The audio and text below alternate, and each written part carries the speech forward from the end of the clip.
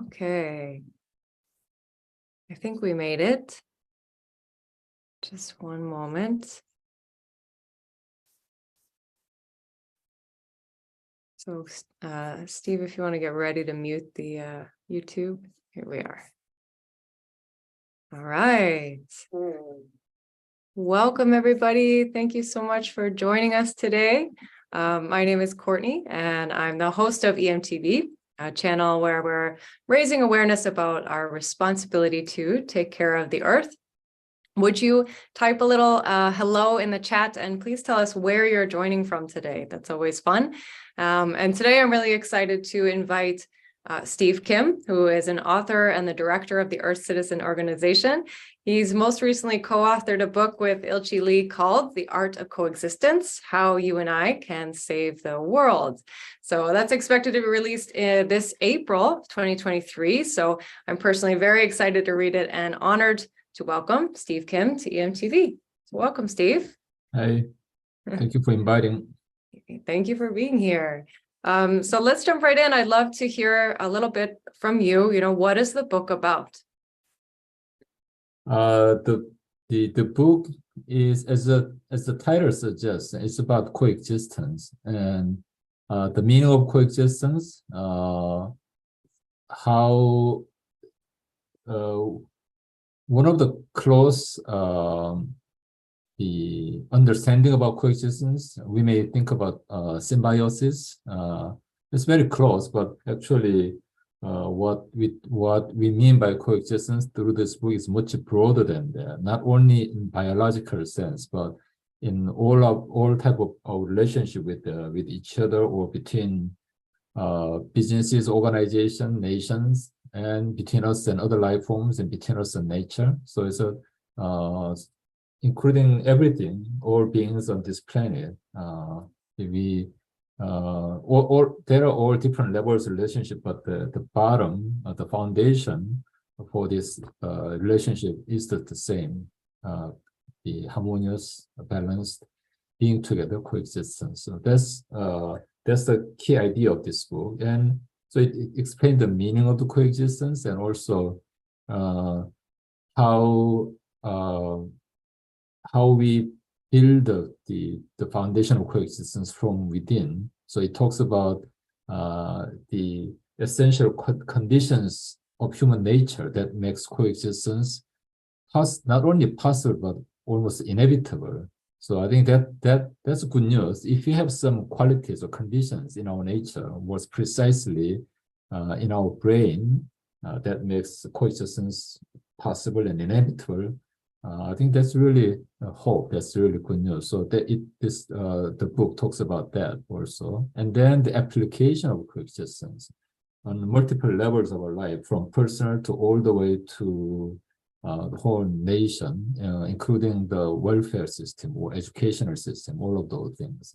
So, and even international relationship, and also it talks about the impact of or possible application of new technologies, including the such as virtual reality or artificial intelligence and those things. So it's very broad, but the starting point is coexistence, and expand the topic to all the meaningful areas of our life. So that's kind of a brief description about the scope of this book.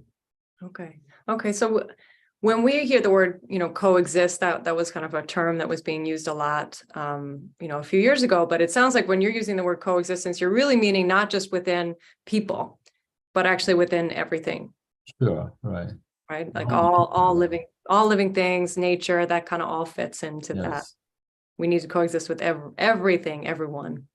Yeah. Okay. That sounds awesome. And then I'm, of course, very piqued. My interest is piqued to hear about this innate thing within our human nature that would make this possible. That sounds very, very intriguing. So is any of this resonating with you guys? Feel free to pop us a message in the chat. Hello, Brittany. Welcome. Hello, Kay Park from Gloucester, New Jersey. Thank you for joining us. All right. So next question I'd like to ask you is what inspired the creation of this book? What is your and Ilchi Lee's intention in writing it? I'm not sure we may call it inspiration, but actually we have been witnessing a desperate necessity for coexistence in everywhere in our life. And we see that a lot of conflict, struggles, instead of being resolved, actually it's increasing in very close to our life, such as let's say hate crimes or the unfair, unjust, biased, unfair, unjust treatment of other people, and the conflict between organizations and nations. And then the war is still continuing in Ukraine, and also a lot of other the conflicts is going in many different locations in the world. And our basic relationship with between us and nature, it's not improving. We are seeing the things getting worse day by day everywhere in the world. And so to all those things, actually, even including our relationship between us and viruses, we have had a hard time over 3 years. It's not over yet, but we know that if we know that we cannot remove them completely from our life.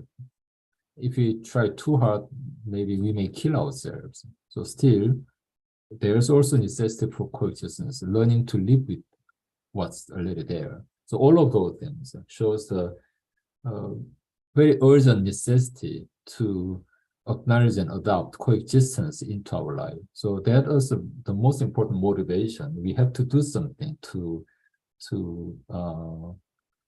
enhance the awareness about the necessity of coexistence in our life. So that was the most important motivation and intention for writing this book.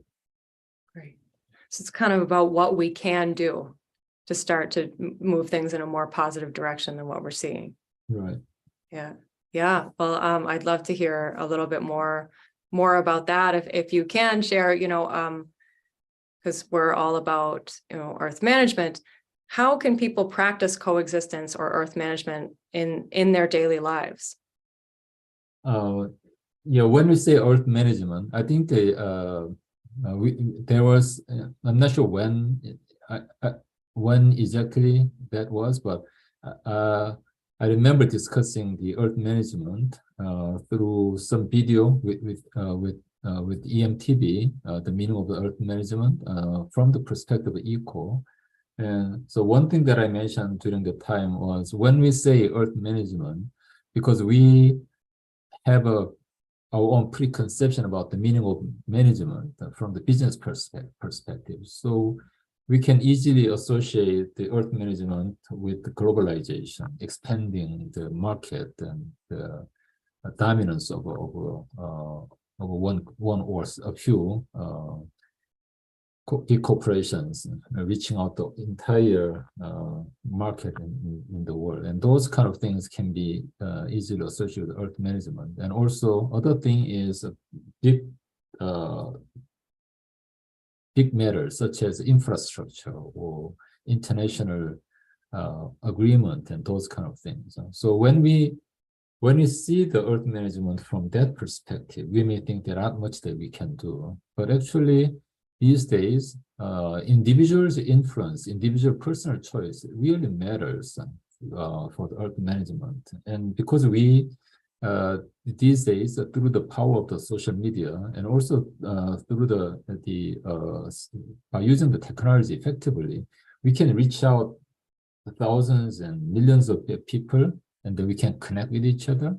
And by organizing our small actions, but working with together, we can really maximize our impact. And that kind of things include really small things like the consumer's choice in buying things, using the things, and reducing waste from our life and all those things.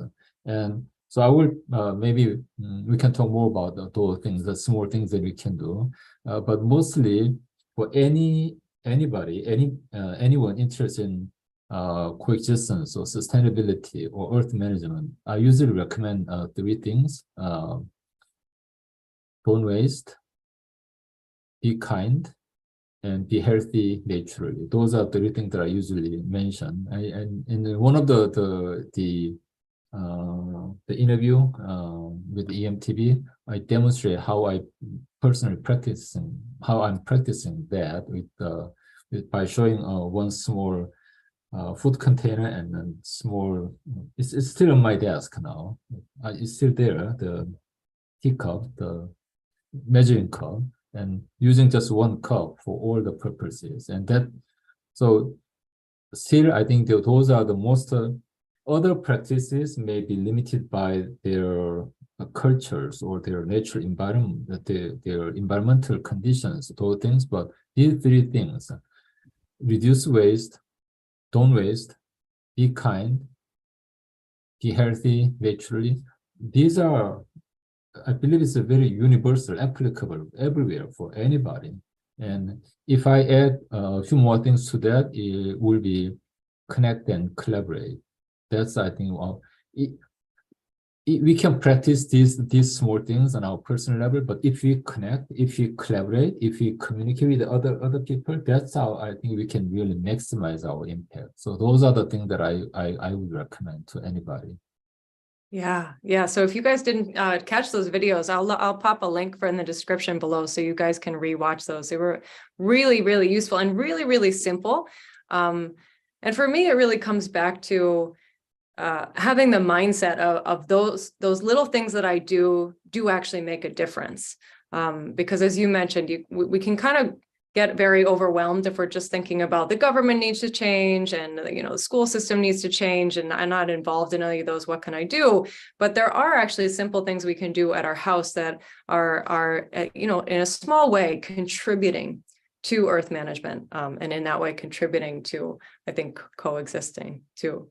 Yeah. What do you guys think? Would you write it in a message? If you have any questions for Steve, now's a really good time to act. So Casey would like to hear a little more about integrating these practices into daily life. So I don't know if you can elaborate a little bit more on that, Steve. Or you? I think I would suggest find out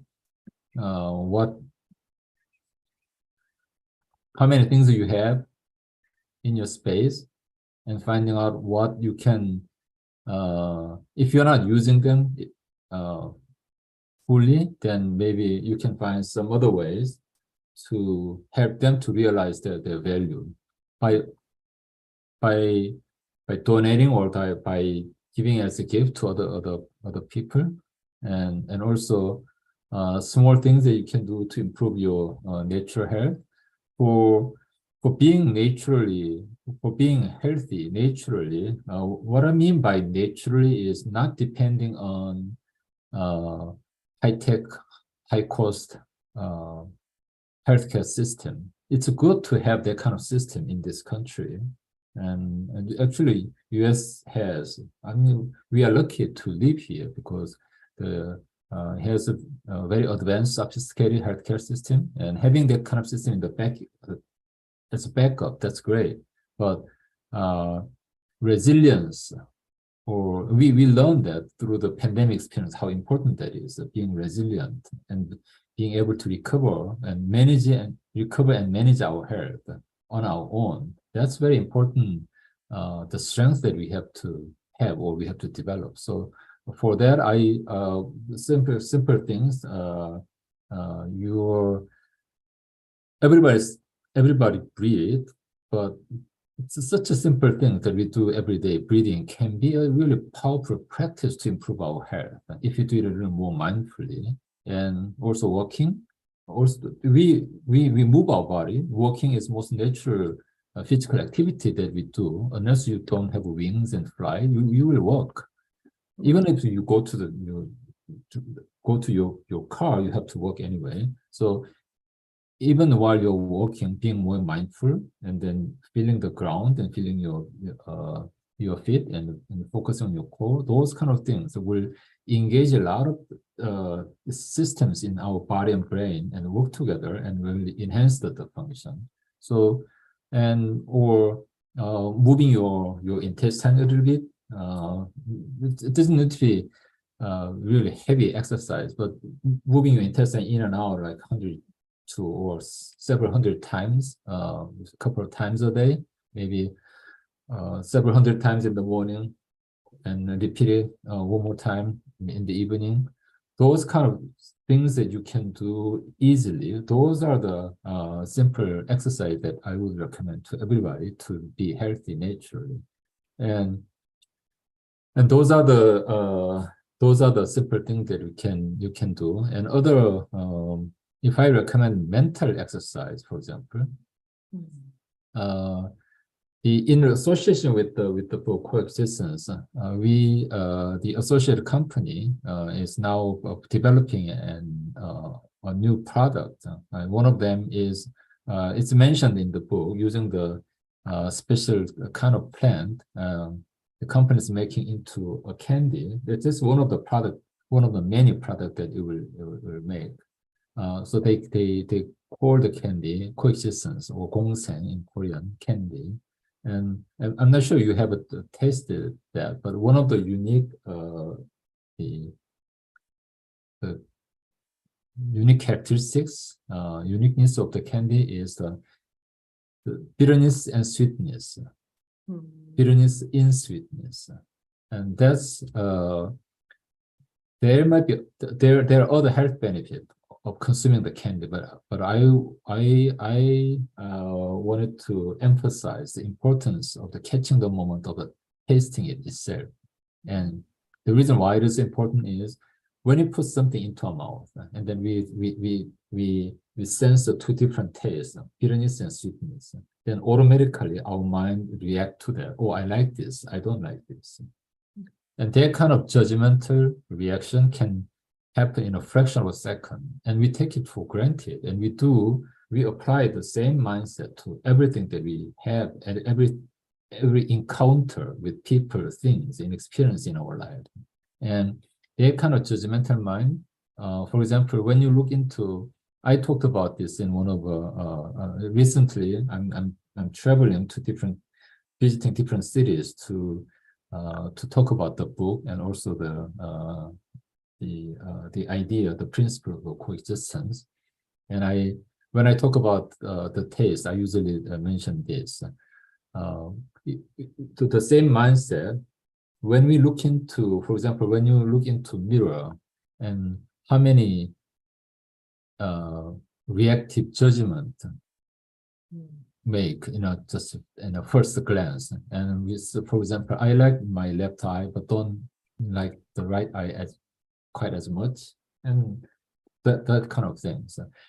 We do it almost unconsciously, but that's how we demonize ourselves and all the other people, and rejecting something, accepting only part of it and rejecting the others. But everything that we experience in our life, if we experience it, it comes to us as a whole. We cannot separate like that. If we separate like that, then if I choose only my left eye and reject my right eye, what will it look like? That's how, as I said, that's how we demonize ourselves and other people. And so one thing that I would recommend to everybody who are interested in coexistence is whenever we see other people, whenever we have a new experience, whenever we perceive something, the first moment of encounter, we will, if we look at ourselves, then we'll see our judgmental, reactive mind, how we separate those things. So we can catch the moment, and then instead of accepting that kind of mindset, we stop there and let go and choose to accept the whole experience, accept what we see as a whole, and then reflect on that, how we can accommodate all of these things into our life, how can I accept this as a whole. And each time we do that, I think we can expand the capacity of our mind. and then capacity of acceptance, we can expand that. And it's because we are so habituated, we are so used to the kind of separation, judgment, and things, and it takes time to change that. But I think that should happen internally in our mind to really live by the principle of coexistence. I think we have to really expand our capacity of acceptance to all different aspects of our life, all different experiences. I think that kind of, it's a really the deep, profound spiritual practice, but I think it can happen such a simple things like putting a candy into your mouth and have a different taste and accept as a whole. Do not reject bitter taste, choose only sweet taste and reject the bitter taste by choosing not to do that. That's a really simple but powerful practice to expand our capacity of acceptance internally. And so those are the, if you want to practice more, I think if you have get a chance to taste, to take the candy, then and you can remember what I just said. And if you, at the moment, if you practice that, then you will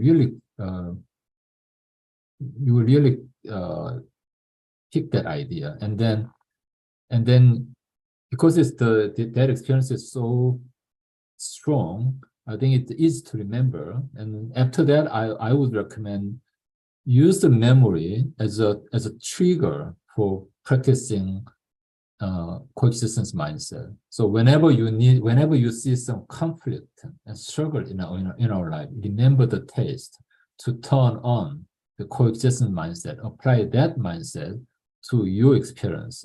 So instead of trying to reject one part and accept only the other part, while the whole thing is a one piece, by rejecting partially and accepting partially, actually we lose a lot of opportunities, a lot of opportunity for new insight, new solutions. So when you have some conflict and struggles in your life, then remember the taste and turn on your coexistence mindset and apply that to the struggles and difficulty that you are facing now. If you do that, I believe you will find a lot of new opportunities, new insight, and better solutions that can benefit not only one part of it, but benefit all beings, all people, all beings involved. So it can be a big thing, but I wanted to recommend that to anybody who is interested in practicing coexistence. That's fascinating. So I've had a little bit of practice with this in my my own meditative spiritual practice about trying not to be attached to what we like and what we don't like. So it's fine to know your preferences, but when we get really concerned that, oh, I don't want to do this and I really want to do that, we can actually create a lot of suffering inside. So it sounds like you're saying to become more neutral to those likes and dislikes and embracing the acceptance of what's happening in us. And then you're talking about it through the bitter taste. See, that part's fascinating. I've never thought about studying it through that way of or really it's about acceptance, which we need for a coexistence mindset and earth management mindset. Yeah, because taste is very strong, very immediate experience to us. It's so easy to remember that experience. So that's why I recommend after your first experience, remember the taste and use it as a kind of trigger to wake up the coexistence mindset. I think that's a good way to use that experience. Wow, that's fascinating. That's fascinating. And then I bet you could actually apply that to almost everything, because our minds are going all the time. I like this, I don't like this, I like this about myself, I don't like this about this person. So to practice, becoming more accepting of all those things, I think would give us more peace of mind as well as projecting that outward. And if you have the the gongsan candy handy, then maybe for example, you're going to have a meeting with someone who has very conflict interest. You have to resolve the conflict now. Then in order to resolve in a good way, then you really need coexistence mindset. So if you need some help, then you can take one candy and then use it as a kind of booster for the coexistence mindset. And then if you maintain that mindset, go into the meeting and have the conversation, I believe you will begin to see a lot of different possibilities, different insight that you didn't see before. Right. Some Right. solutions that accommodate both interests. Yeah. Not a win or lose, but right. it, making the whatever decision you make through the meeting, making it beneficial for you and the other party as well. So I think that you can try, you can do it as even an experiment. It'll be fun. Yeah. Yeah. I love that idea. And it's very unique. I haven't really ever heard anything like that. But I do strongly believe in the coexistence mindset, the earth management mindset, that's the direction we need to be heading in. And that's kind of the root of this channel too. So I so appreciate you talking about that. And if you guys are curious, so as Steve mentioned, he is taking a tour around a good portion of the United States. Is that correct? Sure. Yeah, a good amount of locations. One of which is going to be Boston in May, where they are actually sharing these conversations and also sharing these products that include this herb that Steve is talking about, this bitter herb. So if you want to check in your area to see if they're usually called, Coexistence Festival. Yes. Coexistence Festival. So you can kind of look for that in your area, if especially if we've kind of piqued your interest for that. And if you're in the Boston area, we will be holding ours on May 6th. So stay tuned for some more details about that too. Steve is coming. We've also got a wonderful speaker and motivational expert meditator and motivational speaker Ilchi Todd, and we'll have a lot of fun products for you there too. So I wanted to share that with you guys, and you'll get to meet Steve again, no matter where you are. Just check around your locations to do that. But yeah, thank you so much, Steve. I think we learned a lot. Do you guys have any comments before we close?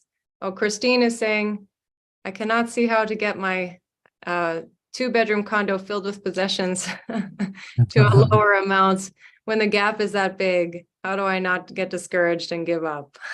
Do you want to speak to that, Steve, before we conclude? Let me see that. How many items? 10,000.